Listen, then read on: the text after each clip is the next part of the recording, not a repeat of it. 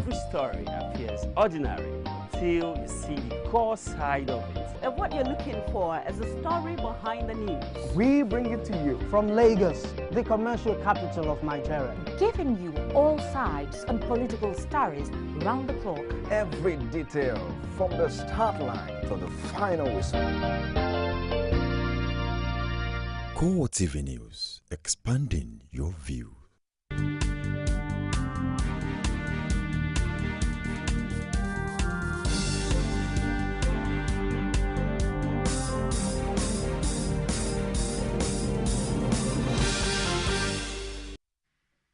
Hello there, welcome to Core TV Primetime News. I am Gift or Gete. In our major story, bombers again shift attention to Bauchi as blast rocks hotel, leaving 10 people dead and many others injured.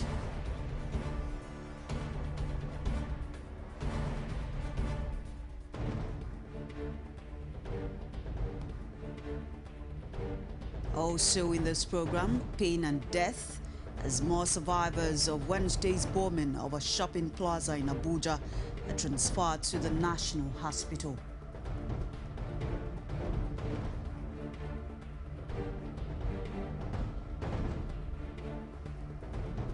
Osun State government begins process of compensating residents whose property were demolished during road construction.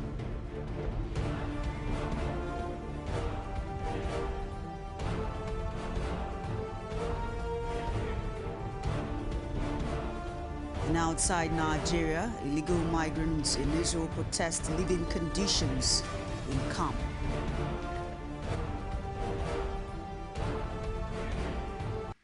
Thanks for joining us again. Now details of the news headlines and other stories. The ceaseless season of bombing has continued with Bauchi emerging the latest victim. The explosion which occurred at People's Hotel Brothel Bayangari in the state capital claimed 10 lives and left 28 people wounded. Spokesman of the police in the state, Haruna Mohammed, says the blast occurred overnight, but the source was still unknown. The entire building has since been cordoned off and the scene secured.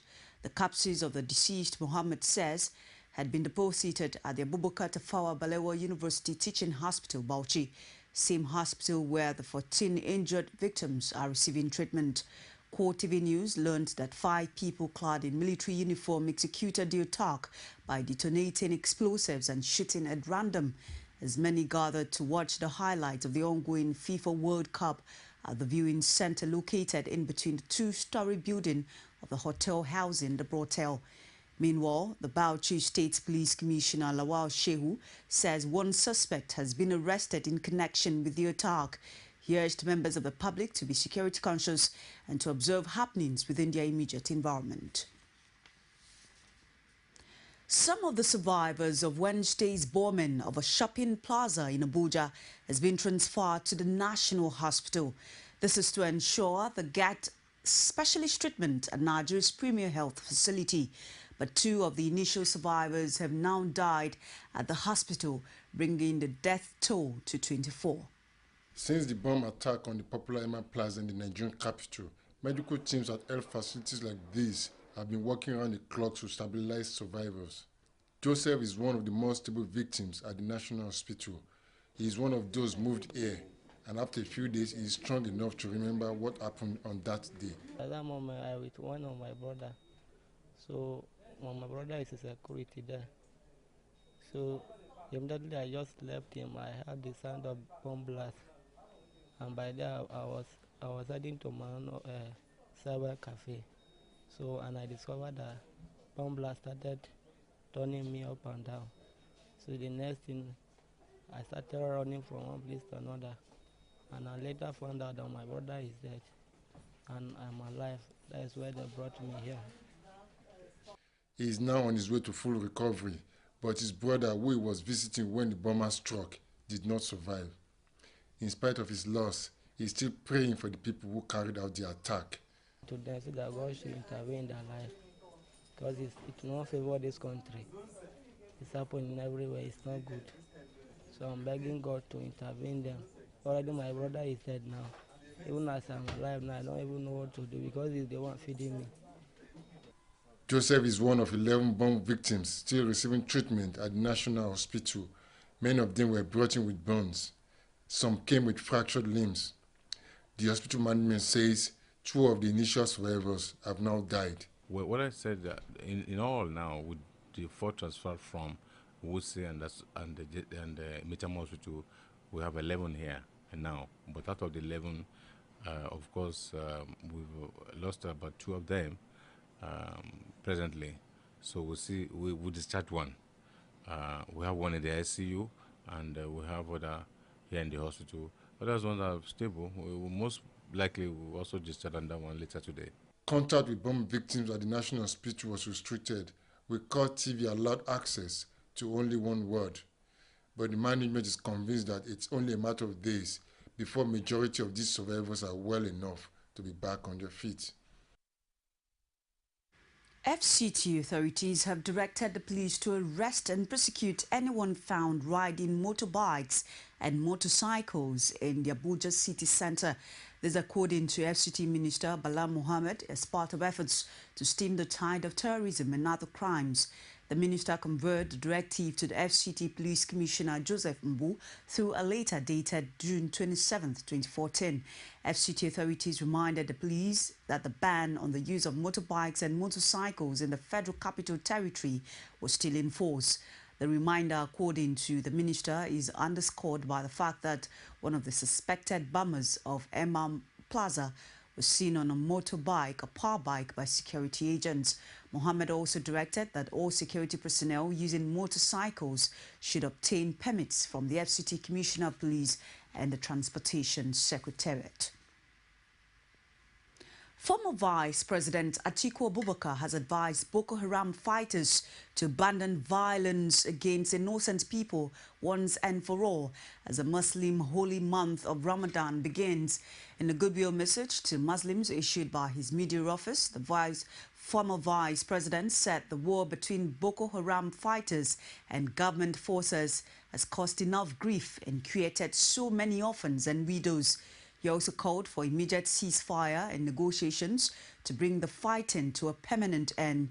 Atiku added that if the insurgents are truly committed to God and his religion, then it was high time that they had a rethink over the violent activities against innocent people. A member of the House of Representatives representing Koshofe Federal Constituency, Dayo Alebiosu, has assured members of his constituency that the Chibok girls will be rescued. The Koshofe community gave a letter to the lawmaker for onward delivery to President Jonathan. Amotayo Alo has details.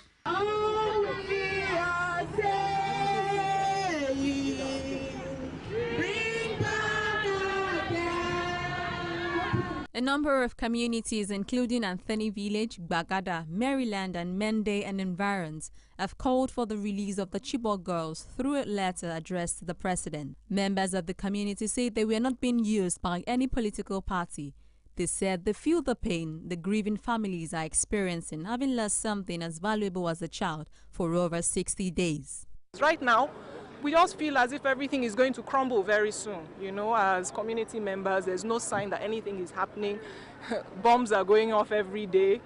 You know, very soon it will be around the whole country. This is just a way for communities. We are not political. We're just members of the public coming out to say that, you know, we want to know what they're doing about bringing back our girls back. And then they should be serious about doing it. And also put the information out there that something is being done. I'm here to protest that the government should try and bring back our girls. By Jonathan, we need his assistance. We want him to assist us on this issue, to bring our children back to us alive. If our president, good luck, can take some soldiers, I'll get him into Ekiti State, do you understand?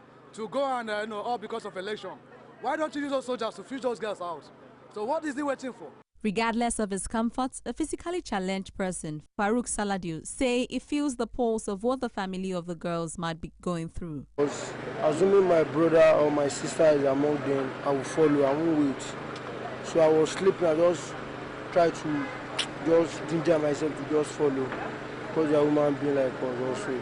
After the match, community members gathered at the Mende Town Hall to present a letter that would be delivered to President Jonathan through their representative, Dayo Alibioshu. I'm glad that communities are rising up to keep the torch burning, and definitely the letter that's required to be submitted will be passed on to Mr. President to express the views and feelings of the people of my community.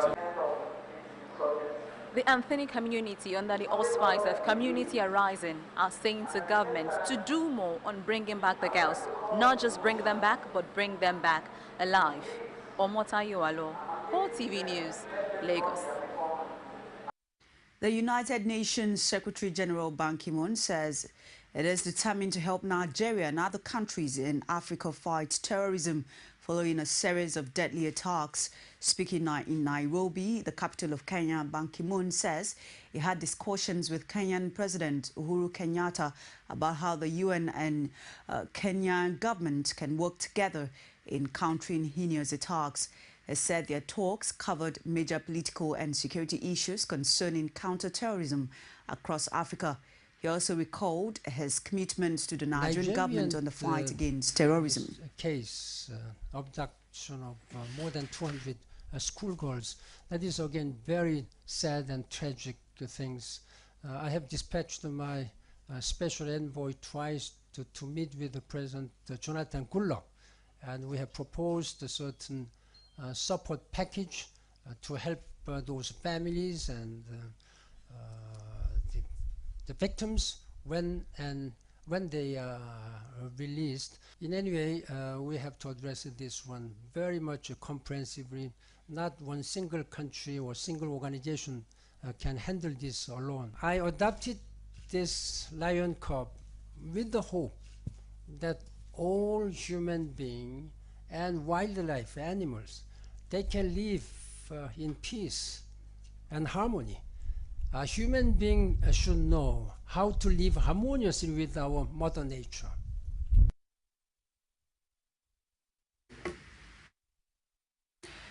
This is Core TV Prime Time News. We'll take a break now. Stay with us. Ladies and gentlemen, welcome to Ghana. Please remain seated and ensure your seatbelts are fastened.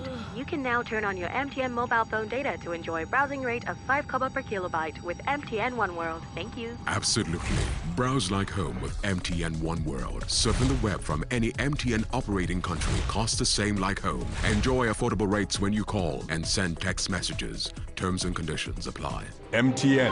Everywhere you go. This one wash challenge, you test Ariel to see if it removes stains in one wash. Let the challenge begin.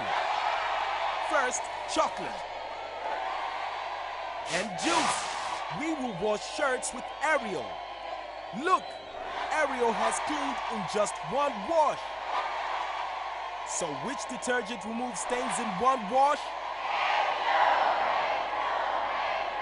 Ariel, P&G Everyday Quality Brand. Core TV News now provide a platform for live coverage of political rallies and electioneering campaign from anywhere in Nigeria. Political news stories, political editorial reviews, political discussions, personality profile, People's Parliament from the National, State and Local Government Assembly. Contact us now on 0803-471-8550 or 0803-724-9733. 01453-3407. Our 24-hour news station. You can now watch Core TV News live from anywhere in the world on our website www.coretvnews.com. Click on Live TV on our website and watch us live. And welcome to Core TV Primetime News. To follow us on Twitter, click on Twitter icon on our website. On Facebook, click on the Facebook and YouTube to see all our previous news production. You can also watch us live on YouTube. Click Core TV, leave a space, then News. Core TV News, our 24-hour news station. It's Core TV Primetime News. Welcome back. The June 21st governorship election in Ekiti State has been adjudged the freest and fairest recently. The Independent National Electoral Commission has been commended over its performance. The successful outing was attributed to the scientific approach to political matters by INEC and politicians. Ekiti State correspondent Rashid spoke with the National Commissioner of INEC. Commissioner of the Independent National Electoral Commission, Lai Olurode, said that elections in Nigeria is no more a game as usual, but a scientific engagement for any serious-minded player in the electoral process. Elections are more about science. They are also more about discretion, deployment of your discretion in ways that are helpful. What are the elements of a science of election?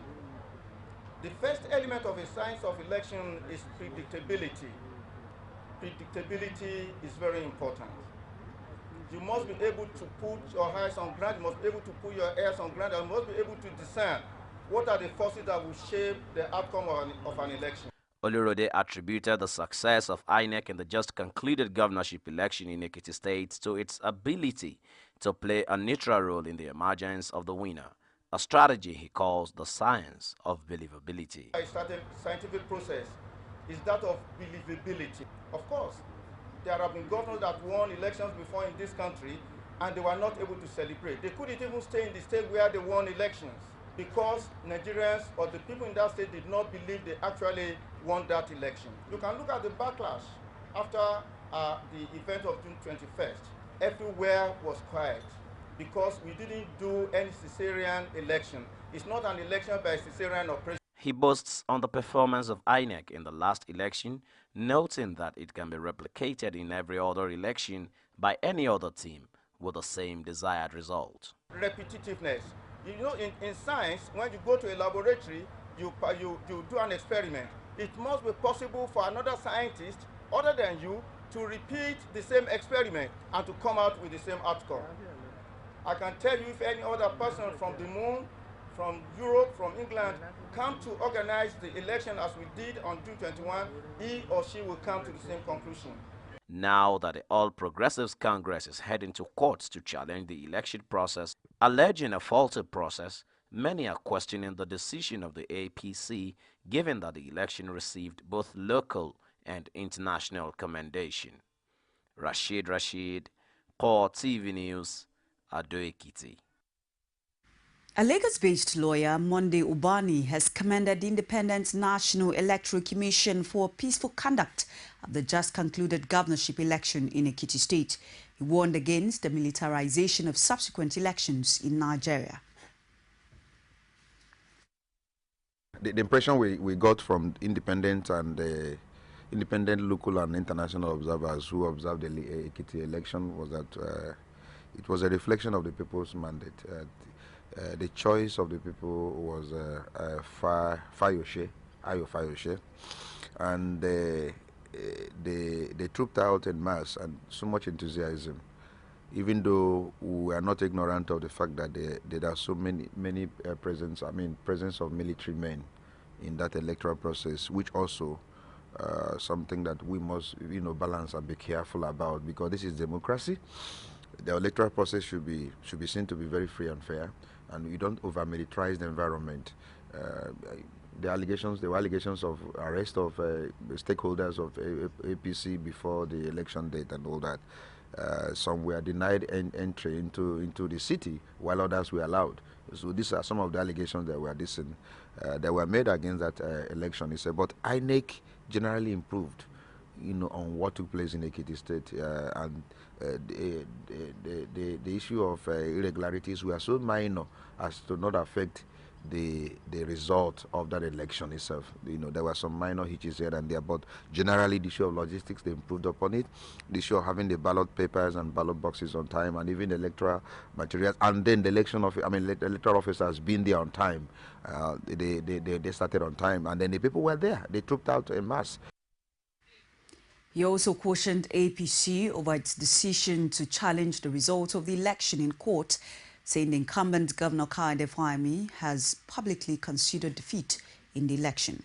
Now, it is very difficult at times for the court to overrule INEC in elections which, we usually think is not regular. It has happened several times. You look at many elections that have taken place where INEC has declared somebody a winner, it is difficult for the court to overturn that particular result. Then let alone in an election that generally everyone appraised that that election was almost free and fair, like what took place in Ekiti State. So the APC now going to court, even when the major stakeholder or the front line runner has considered defeat, looks like an aberration and something that does not in any way fall in line with the commendation that Fayemi received, when he considered defeat and then commended his opponent. So there is a matter of proof. Whoever asserts must prove. Whoever alleges must prove. So if they think they can succeed, let them go to court. But the point is that Nigerians' mood at this time is that don't allow any distraction for this man that the people have spoken in favor of the majority of the Ekitians. Osun State's government has begun the process of compensating and providing palliatives to residents whose properties were affected during road construction works in Osogbo. The state governor, Ralph Aregbesola, had an interactive session with the affected property owners at the Government House. Osun State correspondent Bido Koro has details. A little over 2 years after some houses and shops were demolished to enable construction of roads in some parts of the state capital, Osogbo, the Osun State government has organized an interactive session to compensate those affected.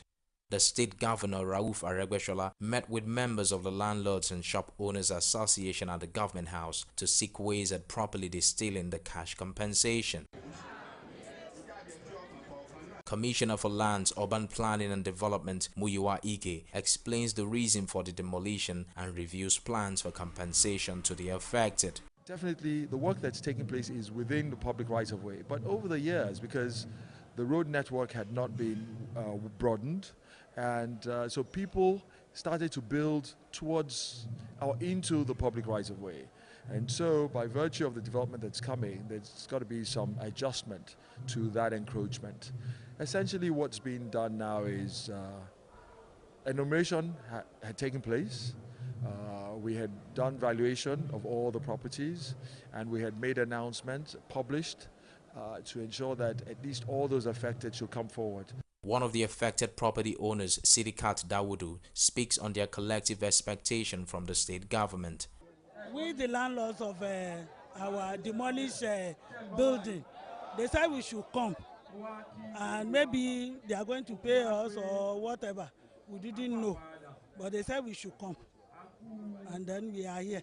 Chairman Committee of Landlords and Shop Owners Osogbo, Moshood Oladejo, gives more insights.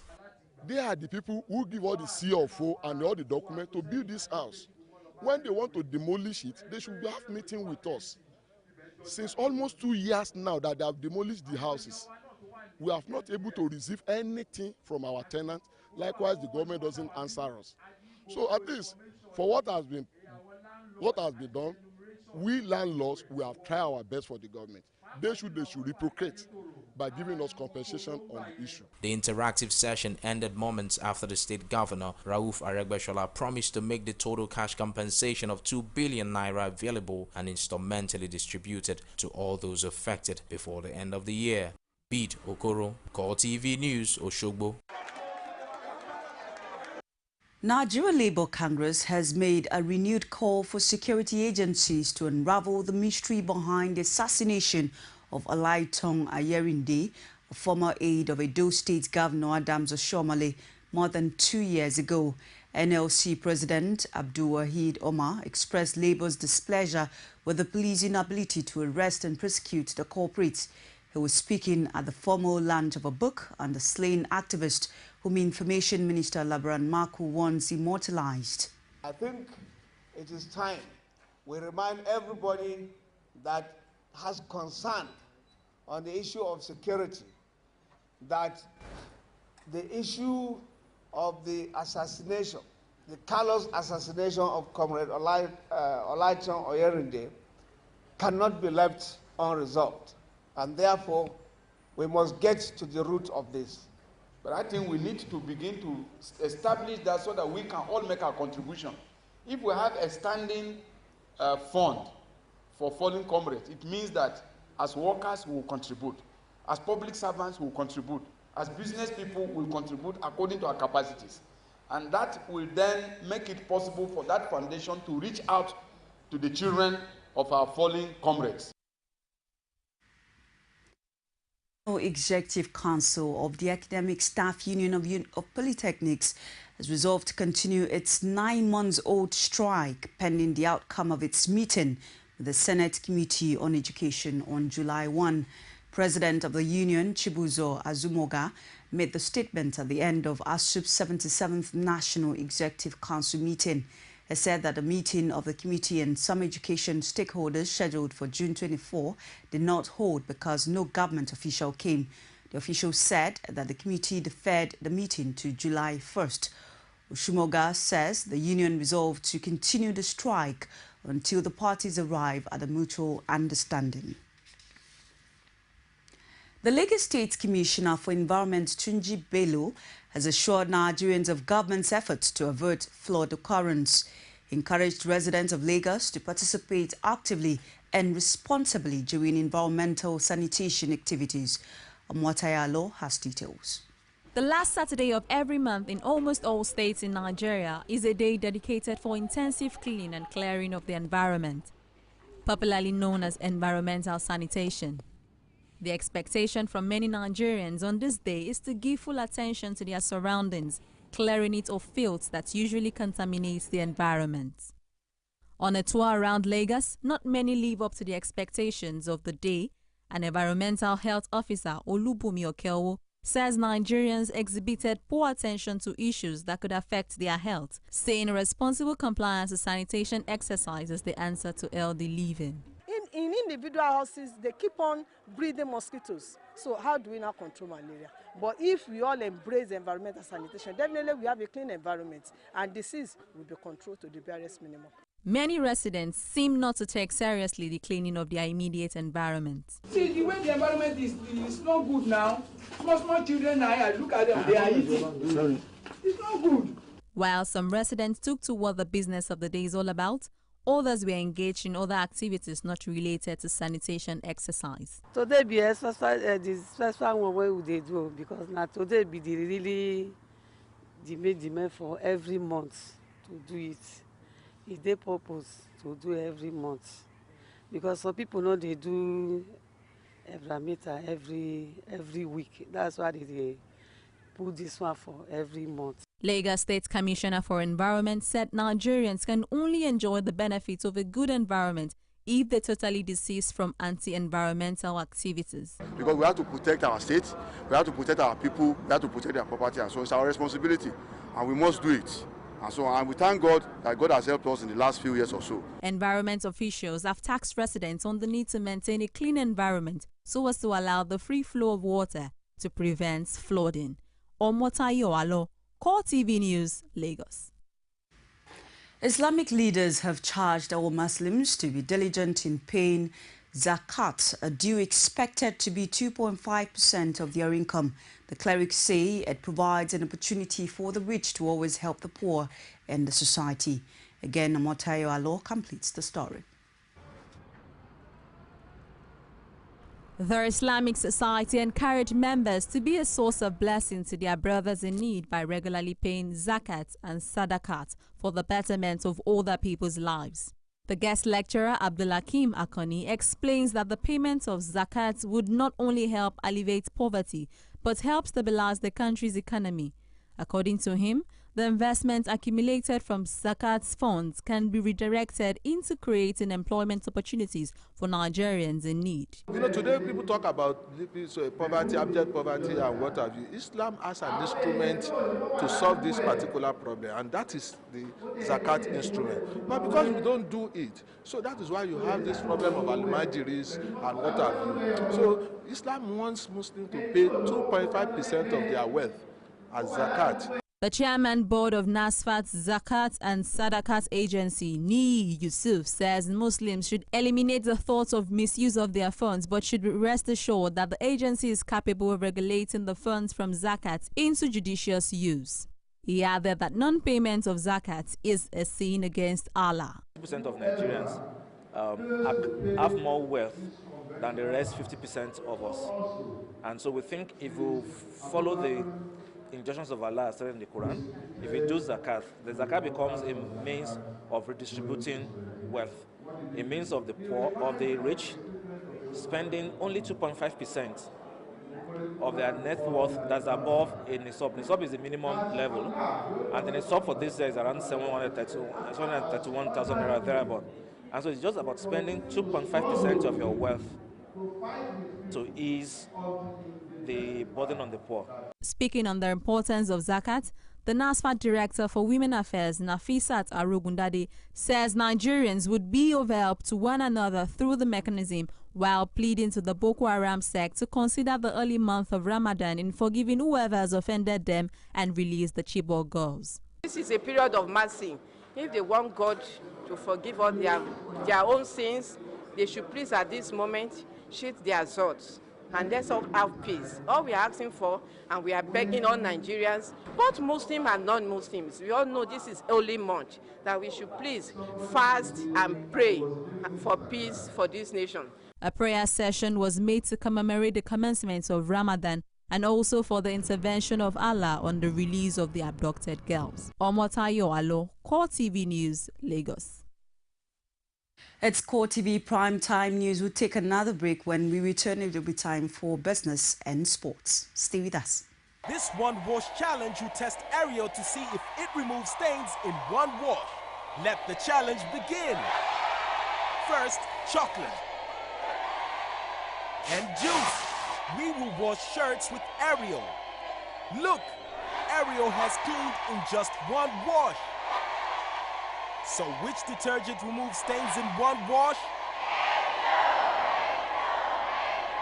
Ariel, P&G Everyday Quality Brand.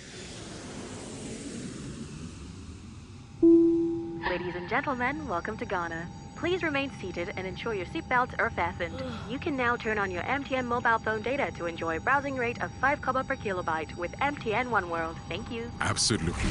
Browse like home with MTN One World. Surfing the web from any MTN operating country costs the same like home. Enjoy affordable rates when you call and send text messages. Terms and conditions apply. MTN. Everywhere you go. You can now watch Core TV News live from anywhere in the world on our website www.coretvnews.com. Click on Live TV on our website and watch us live. And welcome to Core TV Primetime Days. To follow us on Twitter, click on Twitter icon on our website. On Facebook, click on the Facebook and YouTube to see all our previous news production. You can also watch us live on YouTube. Click Core TV. Leave a space, then news. Core TV News, a 24-hour news station. Core TV News presents a platform with presence in over 30 states of the Federation. Be sure to be had.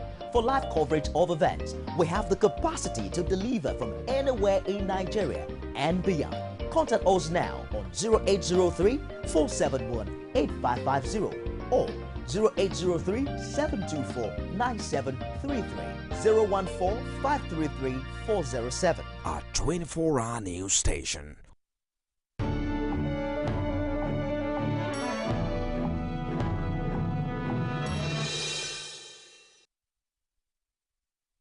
And now to business stories. Nigerian interbank lending rate is to an average of 10.25%, down from 10.37% last week.